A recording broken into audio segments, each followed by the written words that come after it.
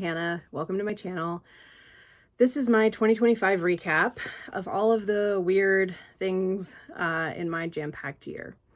I'm also going to potentially sketch out what I hope to accomplish in 2026, but right now it's very pie in the sky. To start with, like most of you, I had a very busy 2025. It felt like a grind year for me. I felt like I was doing a lot of work that hasn't really come to fruition yet. Maybe that's 2026. But it was an intense year.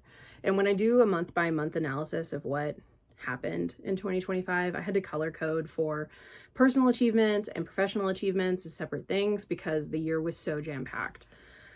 I had multiple surgeries. I presented at multiple conferences. I flew to Atlanta, London, Dallas.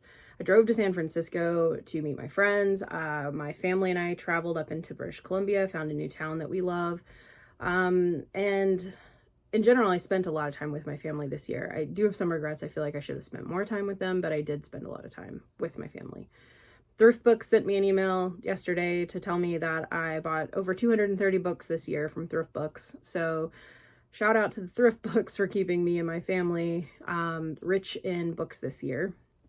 Those weren't all for me. I buy a lot of books for my kids, but that explains why my to be read pile is divided into like fiction and smut and aliens and all those kinds of things.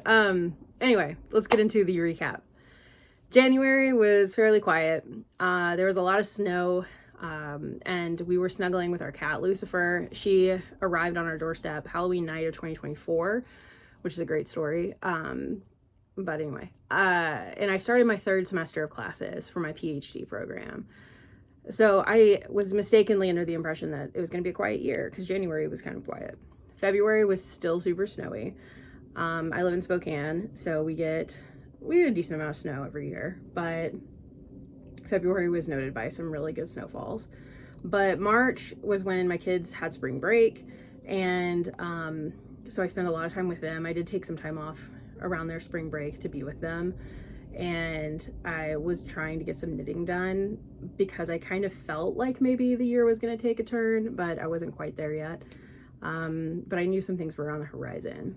April, my family and I drove to Seattle. This was for a pre-surgical trip, and we got to see some family, and my kids felt like they didn't get to do as much as they wanted on that trip, but it was still fun. That was a precursor for May. May was a really important month in my life. I had bariatric surgery. This was several years in the making. I had started this journey years prior in 2023, and I got derailed when I broke my leg. And then after I broke my leg, I had to have an extra knee surgery, and things have just been wild ever since then. So finally getting to the finish line of having bariatric surgery was a major milestone for me.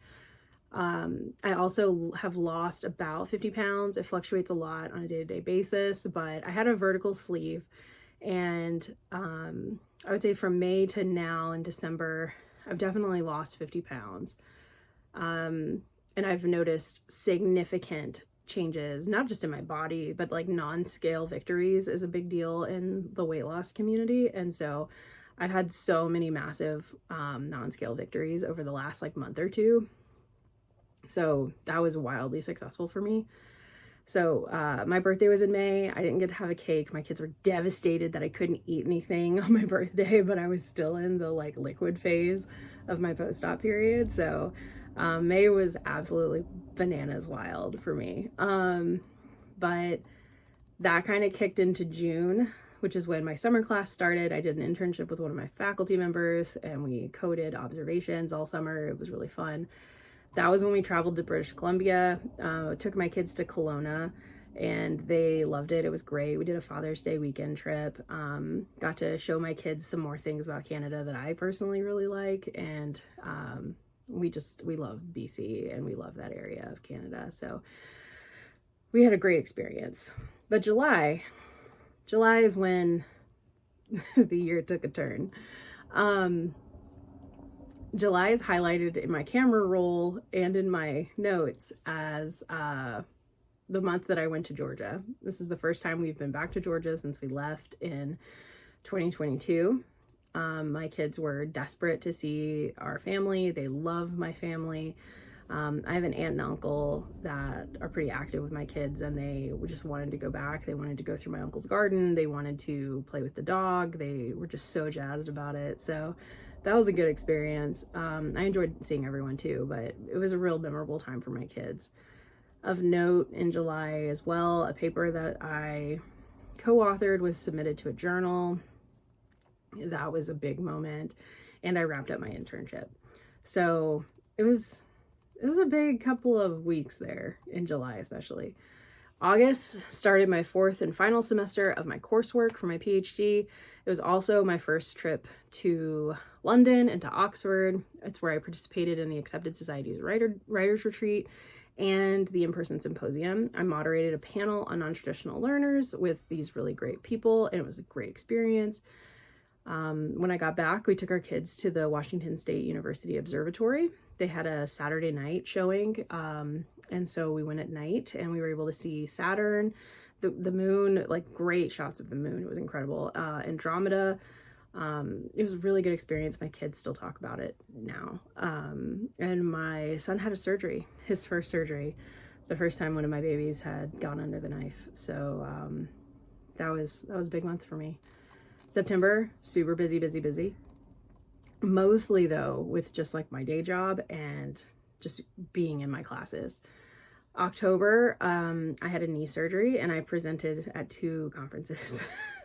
One of them was before, luckily, and the second one was after, and I was on crutches for that. So that was a super great look for me. I'm so glad I did it. Something I don't talk about a lot, my husband and I started marriage counseling in October, and that was a big moment for us. There felt like there was a lot of build up to it. And so my husband found this marriage counselor he was really like, he really liked, and he thought that she would work well for us. She's been great. So that's just kind of been like happening in my life for the past few months.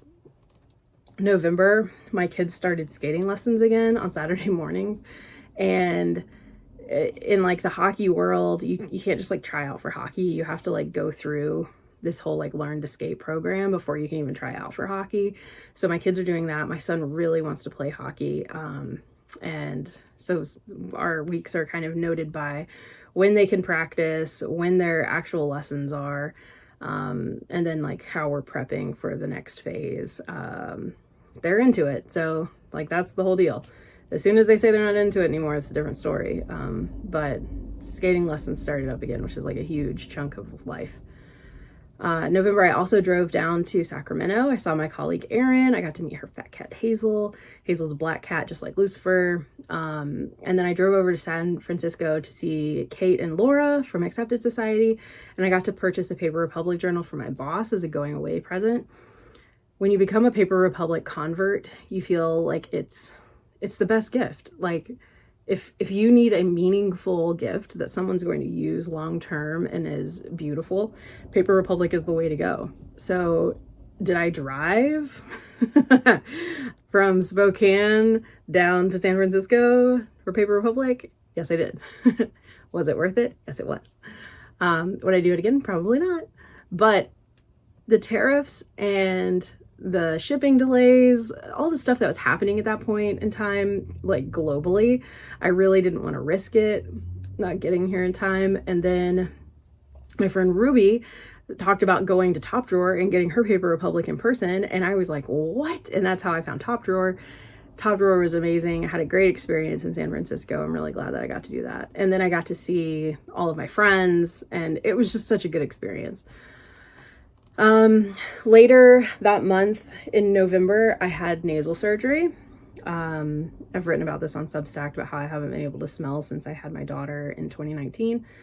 And so I had nasal surgery. That was right before Thanksgiving, like 2 days before Thanksgiving. So that was great. I did nothing for Thanksgiving. My husband did the whole menu and everything. Yeah, December kicked off though with flying to Dallas to see my best friend Jo defend her dissertation. That was magical. It was a wonderful, great time. I got to be with her. I got to meet her people. It was a good experience. I'm really glad I did it. I did miss my husband's birthday. So I flew back on a Friday, and that night my husband and I went to see the mountain goats, which was amazing. This semester wrapped up in December, and it didn't go off easily. There was a little bit of drama with one of my professors, but it all worked out. I got my first minus grade. I got an A minus in a class. And I got to be honest with you, I think that's ridiculous to give a minus in grad school, especially in a doctoral program. I think that's, I have strong feelings about that. I just don't think there's any point in that. Like, all you're doing is jacking up someone's GPA. Like, honestly, in my opinion, I feel like grad programs, like classes, could be pass fail, because you either get it or you don't. You're either okay to advance or you're not. Like, giving someone partial grades or like B's, it's just, that's so pedantic for grad work. But it's not my place. It's not my problem. It's just an annoyance.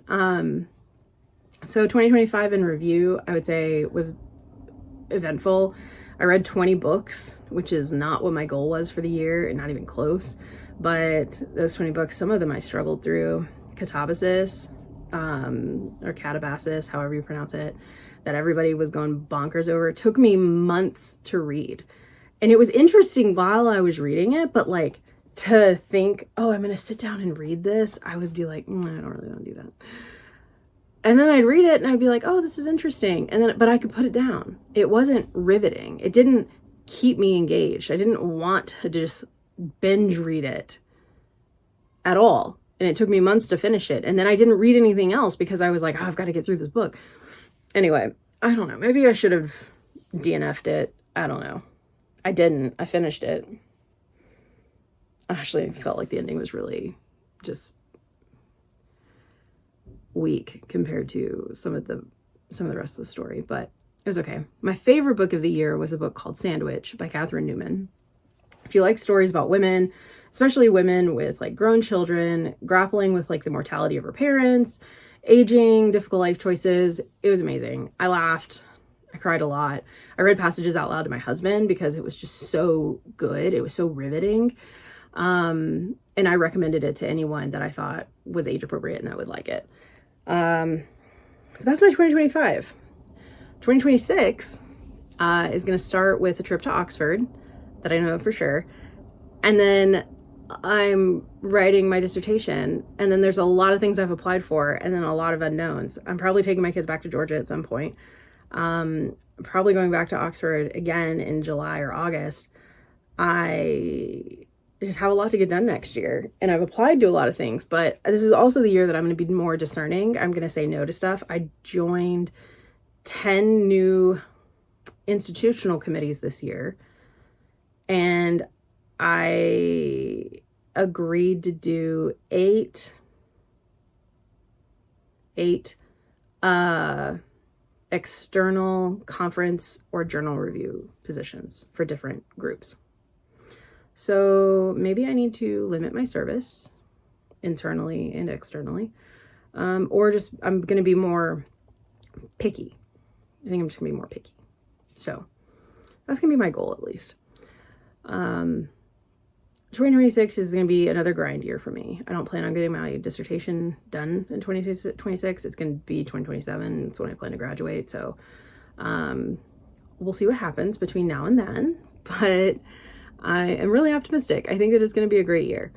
So thank you for coming to my channel and listening to me ramble about this insane bananas year that I had. And hopefully 2026 is going to be a great year, and we'll get a lot accomplished, and things that we don't accomplish will be fine, and we will survive, because sometimes things have to fall off because you just got to make room for what's really important. So may 2026 be the year that you prioritize things that are really important. Have a wonderful day.